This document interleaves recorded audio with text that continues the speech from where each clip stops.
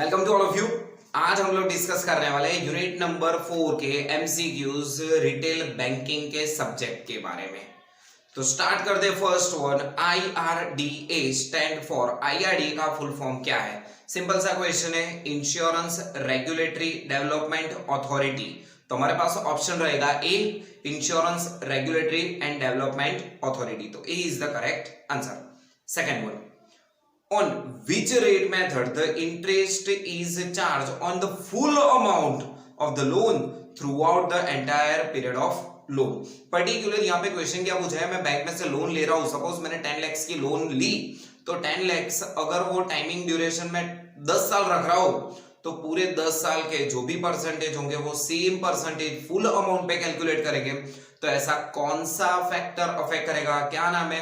तो कि flat rate of interest. That means rate of interest हमारा पूरी लोन अमाउंट पे पूरे टाइमिंग ड्यूरेशन पे सेम रहेगा और फुल अमाउंट पे चार्ज होगा। Third one, which type of loan have a less prone to risk becoming NPA। NPA मतलब क्या? अगर मैं 3 इंस्टॉलमेंट नहीं पेमेंट कर पा रहा टाइम टू टाइम तो मैं कन्वर्ट हो जाऊंगा ऑटोमेटिक एनपीए में। नॉन परफॉर्मिंग असेट, अगर मैं ईएमआई नहीं पेमेंट कर पा रहा तो that means equated monthly instalment नहीं पेमेंट कर पा रहा तो, बट क्वेश्चन है हमारे पास which type of loan have less, that means कम चांसेस है। ऑब्वियसली अगर मैं रिटेल लोन ले रहा हूं तो रिटेल लोन दैट मींस छोटी छोटी अगर मैं लोन ले रहा हूं तो वहां पे एनपीए होने का चांसेस बहुत कम है, क्योंकि ईएमआई कम होगा, रेट ऑफ इंटरेस्ट भी कम होगा, तो ये हमको बेनिफिट हो जाएगा। तो A is the correct answer. Fourth one, which type of bank asset remain as NPA for a period exceeding 12 month. चलो, जहां पे 100% मेरे को कंफर्म है कि चल भाई एनपीए में कन्वर्ट ही नहीं हुआ है, पैसे टाइम टू टाइम पेमेंट कर रहा है, तो उसको मैं बोल दूंगा स्टैंडर्ड असेट। बट वो उनको मैंने एनपीए में ट्रांसफर कर दिया है, पेमेंट नहीं कर पा रहा बंदा, एनपीए में तो कन्वर्ट कर दिया है बट 12 महीने से कम है, तो उसको मैं बोलूंगा सब स्टैंडर्ड असेट। बट यहाँ पे क्वेश्चन क्या पूछा है, एक्सीडिंग 12 मंथ, तो मेरे लिए होगा वो डाउटफुल असेट। चलो, कहां पे मिल रहा है? स्टैंडर्ड असेट नहीं, सब स्टैंडर्ड नहीं। देन आफ्टर कॉन्स्ट्रम बैंकिंग, कॉन्स्ट्रम बैंकिंग तो मतलब 2 या 3 बैंक इकट्ठा होके कोई पर्टिकुलर वर्क करते उसे बोलते हैं। तो नन ऑफ दिस, तो हमारा आंसर होगा डी, नन ऑफ दिस, क्योंकि करेक्ट आंसर है डाउटफुल असेट। फिफ्थ वन, ई और एस मीन्स, बैंकिंग में ई और एस मीन्स का क्या होगा? आइदर और सर्वाइवर, तो C is the correct answer. Six one, insurance service provide by the various bank is commonly known as, that means bank insurance की service provide कर रहा है, तो बैंक और इंश्योरेंस दोनों का कॉम्बिनेशन बैंक अश्योरेंस। तो हमारे पास आंसर मिल रहा है investment banking, B portfolio management, वो भी गलत है, मर्चेंट बैंकिंग भी नहीं, तो बैंक अश्योरेंस, तो D is the correct answer. Seventh one, service offer by retail banking including, retail banking कौन सी सर्विस प्रोवाइड कर रहा है? सेविंग और ट्रांजैक्शन अकाउंट, यस ये फैसिलिटी है, बट रुको, मॉर्गेज एंड पर्सनल लोन ये भी फैसिलिटी प्रोवाइड कर रहा है, डेबिट कार्ड क्रेडिट कार्ड ये तो हर कोई बैंक प्रोवाइड करता है, तो हमारा आंसर होगा D, all of the above. 8.1, mutual fund can be sold to existing bank customer by, अगर मैं मेरी बैंक में से म्यूचुअल फंड परचेस कर रहा हूं तो मेरे को ट्रांसफर करने हैं, सोल्ड आउट करने हैं, तो कैसे कर सकते हैं? First one, outdoor marketing, wrong, telemarketing, yes मैं टेली मार्केटिंग से ये ट्रांसफर कर सकता हूं।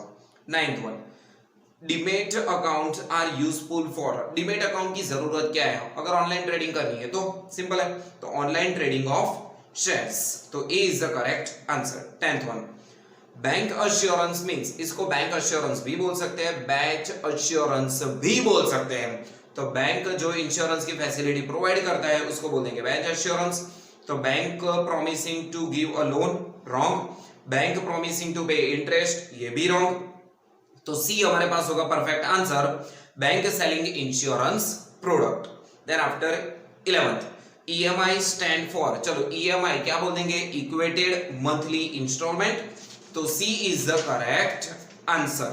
12th one, target group for a home loan, अगर होम लोन के लिए टारगेट करना है ना तो नॉर्मली किसको टारगेट करना है पता है? बिल्डर्स को, बट यहाँ पे ऐसा कोई ऑप्शन नहीं है, तो देखते हैं। एग्जिस्टिंग क्रेडिटर गलत, person having no house of their own, yes, जिसके पास खुद का घर नहीं, अगर हमने उसको टारगेट किया तो वो बैंक लोन जो होम लोन है वो अचीव करेगा। तो B is the perfect answer. C भी ऑप्शन देख लेते हैं, पर्सन हैविंग वन और मोर देन वन हाउस। अरे भाई जिसके पास एक या उससे ज्यादा घर है वो नॉर्मली बैंक लोन में से होम लोन तो अचीव नहीं करेगा अभी तो टारगेट किससे करना है, जिसके पास खुद का घर नहीं है। तो B is the right answer.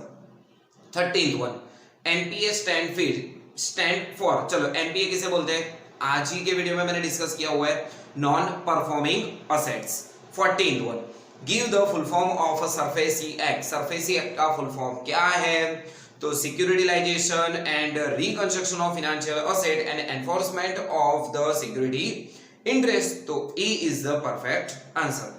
When SARFAESI act pass in India, चलो इंडिया में सरफेसी एक्ट पास कब हुआ, 2002, तो C is the right answer.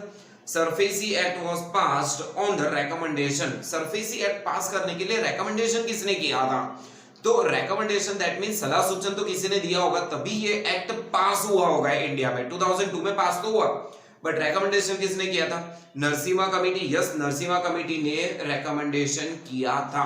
But रुको, और एक कमेटी का अपने पास नाम दिया हुआ है अध्यर्जुना कमेटी, तो यस इसने भी रिकमेंडेशन किया था।